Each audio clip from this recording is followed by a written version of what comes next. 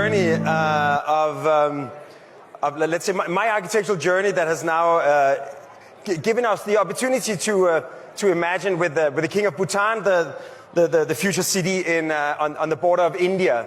But maybe starting with this photo, this is a photo of all of the richest people in Denmark and me. It's essentially the family that makes Lego.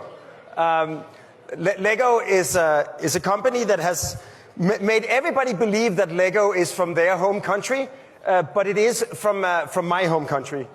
And we were asked to design the home of the Lego brick, and we tried to imagine an architecture that would be as inviting and engaging and inclusive as Lego is itself.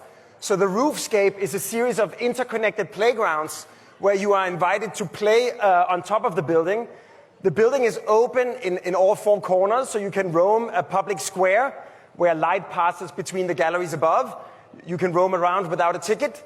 And then it may be one of the only museums in the world where you are actually invited to touch all the artifacts. And I think that's the point I want to make about Lego, is that Lego is not a toy.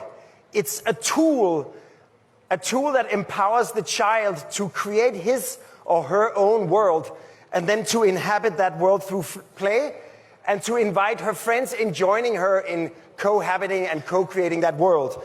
And that is essentially what architecture is. We are working with NASA on Project Olympus, where we are imagining the first permanent human settlement on the moon. In Baltava, in Prague, we're designing the National Philharmonic of Prague, which is essentially connecting all the way from the river to the roof. But that's exactly what happened when the King of Bhutan reached out a year ago and invited us to come to Galefu in the south of Bhutan on the border to India and think with him about making an entirely new administrative zone that could be attractive for the younger generations of the Bhutanese and the Indians and the surroundings to settle, but based on the principles of Bhutan. Bhutan is an incredible country because nature is preserved. 70% of Bhutan is covered by forest. It sequesters twice as much carbon as it emits. It's defined by these river valleys that run through the Himalayas. And you have agriculture and living integrated. It's also a country where the history is still very much alive.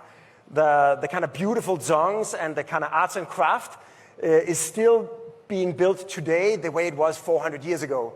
And that also means that you have a visual urban environment where color and craft is omnipresent, which makes it one of the most beautiful places I've ever been. And it's also a place where spirituality is everywhere. And I loved Sadhguru's definition of spirituality as seeking. So essentially, everywhere you go, spirituality and celebration and sharing of wisdom is part of the practice. And they've taken all of the principles of Vajrayana Buddhism and baked it into the 9 parameters of the Gross National Happiness Index, measuring their success as a nation by happiness rather than economic output.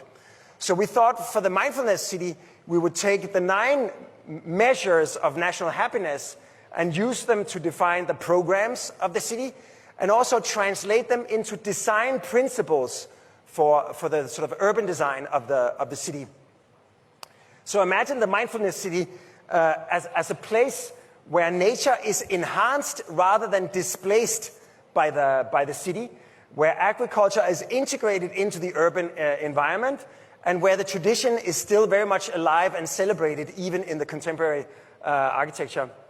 So the place Galefu will sit on is more than 1,000 square kilometers. It's 2 natural reserves bridged by an ecological corridor where tigers can migrate in the highlands and where elephants migrate from India from the Himalayas to India. So the rivers really characterize the landscape and the scenery, and you have people living among the rice fields. So we developed a principle where the city essentially sits between the highlands and the border to India. We create these ecological corridors that allow the elephants to migrate through the city unencumbered, connecting from the Himalayas to India. We also have a gravitational watershed, so that we get almost like these kind of major city parks and then like neighborhood parks along the smaller streams. And then the neighborhoods become almost like rice fields, like little terraces that cascade down the Himalayan hills. And then the city gets denser and denser the closer you get to India. Then you have essentially a regional corridor that connects to the surrounding major cities and India, a kind of local transportation hub for public transportation, and then a little like community street at the north. And everywhere these transportation corridors cross the rivers, a bridge becomes a major public building, both a connection and a destination. So here you see the airport itself is actually a bridge crossing 3 rivers. And when you move closer, you can see like how the city is really defined by these linear parks that move through it. Also, as a principle, you have 6 stories on the lower levels and up until a single story in the highlands.